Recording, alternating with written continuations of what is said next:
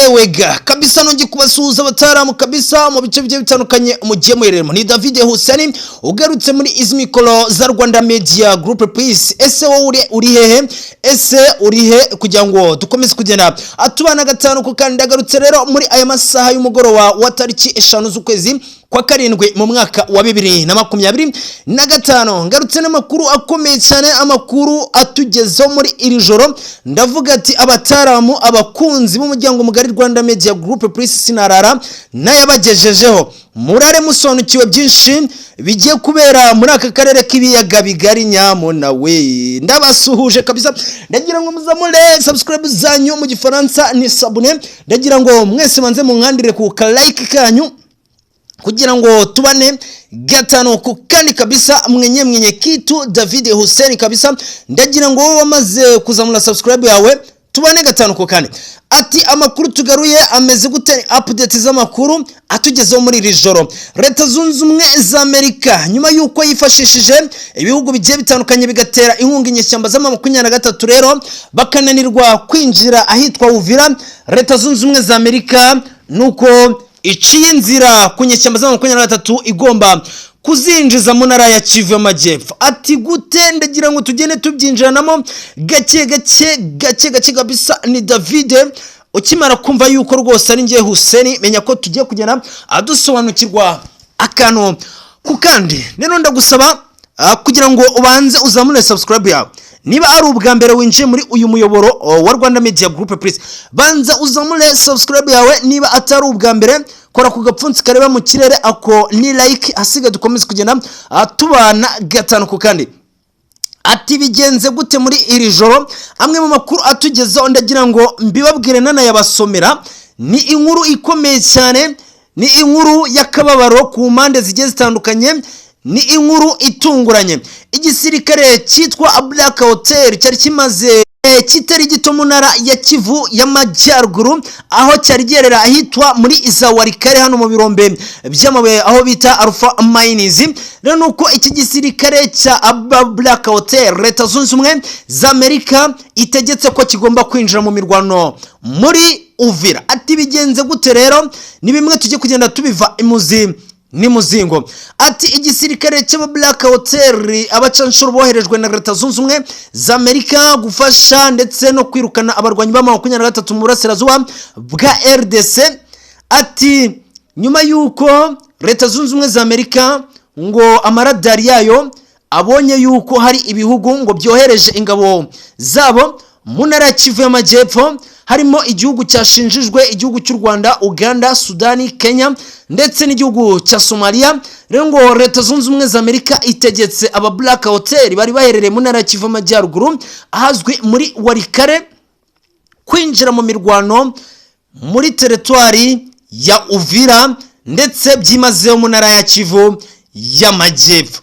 Ndagira ngo dusobanukirwe kano kana, ndagira ngo tukinjirane point kuri point, ndagira ngo tugendane gake hatagira usigara. Ibi bintu nabivuze nabikomojo, nababwiye ati nyuma yuko igihugu cya guverinoma y'u Burundi kibangamiye imipango ya Leta Zunze Ubumwe za Amerika yuko M23 igomba kwigarura Uvira, ubu ngubu nababwiye mu kiganiro cyabanje ko Leta Zunze Ubumwe za Amerika igiye kwiga uburyo igomba gusenya igisirikare cya guverinoma y'u Burundi muri Uvira, M23 ikigarurira ibingibi. Ibi nabivuze mu kiganiro cyabanje, nagiye mbikomozaho, nagiye mbyinjiramo gake mbidondosha.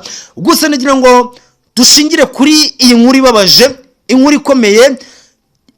Beturagambaniwe. Ese ni iki cyaba kizanye muri rusange aba Black Hotel mu ntara ya Kivu y'Amajyepfo? Baraje nta kintu bigeze bakora, basanze ingabo za guverinoma y'u Burundi Wazalendo VDP ndetse na FARDC baramaze kujonjoramo icyitwa igisambo, icyitwa umugambanyi. None Leta Zunze Ubumwe za Amerika nyuma yuko ibonye ko ibi bihugu bitera inkunga inyeshyamba z'ama23 bitazigera byinjira muri Uvira mu gihe igihugu cy'u Burundi kiriyo, Leta Zunze Ubumwe za Amerika itegetse Black Hotel kwiyunga ku gisirikare, FARDC kwiyunga ku gisirikare, Wazalendo VDP kwiyunga ku gisirikare cya guverinoma y'u Burundi FDNB, asiga ngo bagafatanya kurwanya inyeshyamba za 23 ndetse n'ibihugu bitera inkunga inyeshyamba za 23. Iki ngiki ni umutego ukomeye Leta Zunze Ubumwe za Amerika iharuye inzira za 23 mu ntara ya Kivu y'Amajyepfo. Ese haraza gukorwa iki na Faci Beto mu gihe uyu mugambi bamaze kunozwa na Leta Zunze Ubumwe za Amerika? Ibi narabivuze.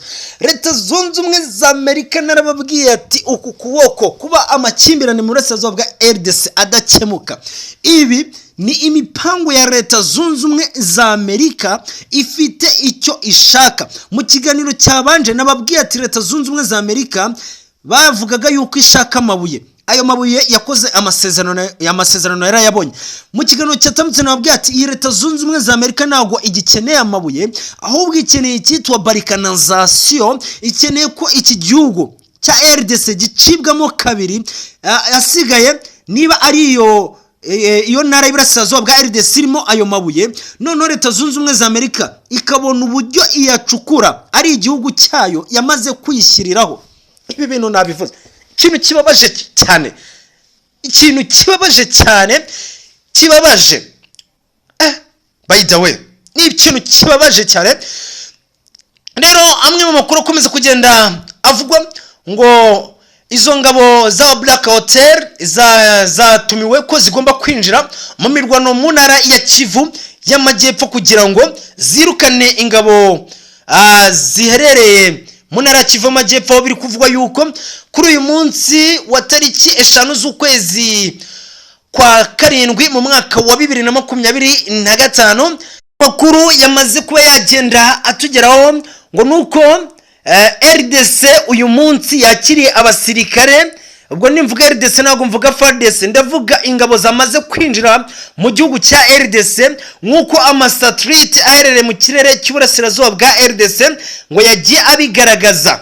Abasirikare binjiriye muri Ruzizi ya gatatu, ni ingabo nyinshi cyane ngo zamaze kwinjira kuri uyu mupaka wa Ruzizi gatatu. Rero izi ngabo bikaba bivugwa yuko harimo ingabo z'igihugu cya Uganda, ingabo z'igihugu cy'u Rwanda nkuko uru Rwanda ruhora rushinjwa, igihugu cya Sudani y'Epfo ndetse igihugu cya Somali. Aya namwe makuru yamaze ko yatugeraho. Ni ibintu bikomeye cyane. By the way, iyi ntambara mu yinoma ahantu, aka kantu ngiye kubabwira mukanome ahantu, Leta Zunze Ubumwe za Amerika irashaka ko M23 ijya mu biganiro na Faci Beto. M23 yaramaze gufata intara ya Kivu y'Amajyaruguru, intara ya Kivu y'Amajyepfo, asigaye iyi M23 AFSM 23 igakora amasezerano itinginga, cyangwa mu magambo meza igakora aya masezerano itegeka ibyo ishaka. Niyo mpamvu izi mbaraga zishyizwemo mbere y'amasezerano ateganijwe muri Doha, mbere y'amasezerano ateganijwe muri Leta Zunze Ubumwe za Amerika hagati y'inyeshyamba za 23 ndetse n'ubutegetsi bwa Faci Beto. Iki ni ikintu gikomeye cyane.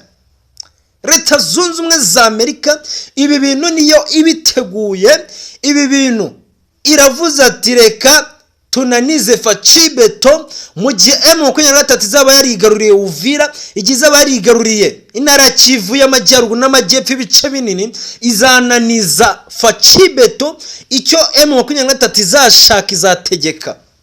Kandi koko Leta Zunze Ubumwe za Amerika irabiteguye.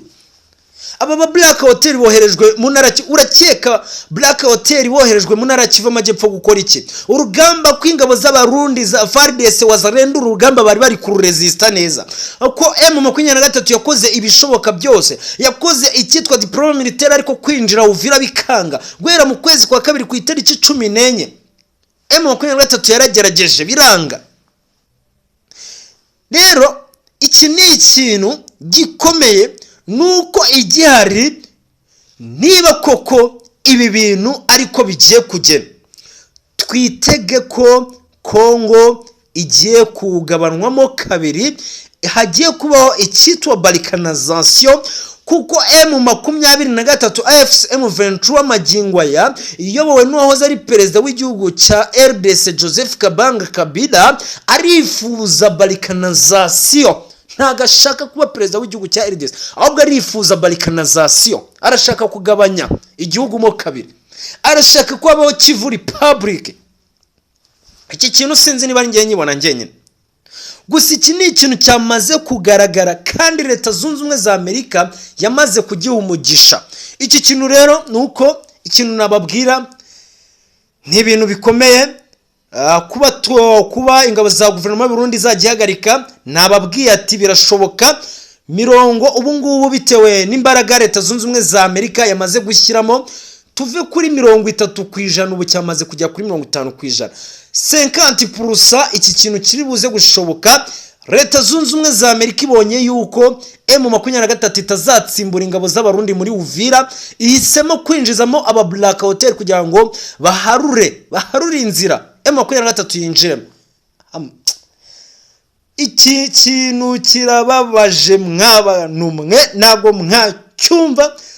Facibet ahari, iki kintu kiramubabaje kubona abo yavugaga ngo bagiye kumukemurira ikibazo ari bahubwo ba nyiragitera. Ese mbivuge gutyo, ari bo gitera.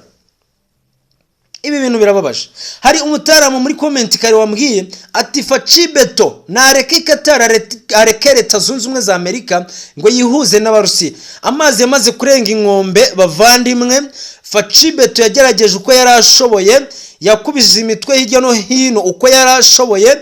Rero nta kintu atakoze, ahubwo yarwanye n'isi yose afatanyije n'igihugu cy'u Burundi. Barwanye na leta zunze ubumwe za Amerika kandi bakoresheje imbaraga uko zari zihari. Kuba M23 yaratangiye guhera kera ishaka balkanization, ibishaka bikanga magingo aya ikaba ari bwo iri kuvuga ngo iri gufata ibice. Ndagira ngo mbabwire ikintu cyatumye magingo M23 idategeka.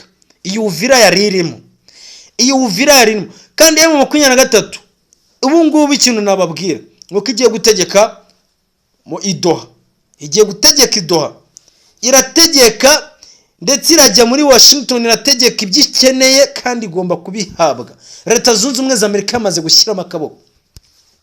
Sinavuga amagambo ngo nyamare munyihanganire, zari update news nagira ngo mbagezeho.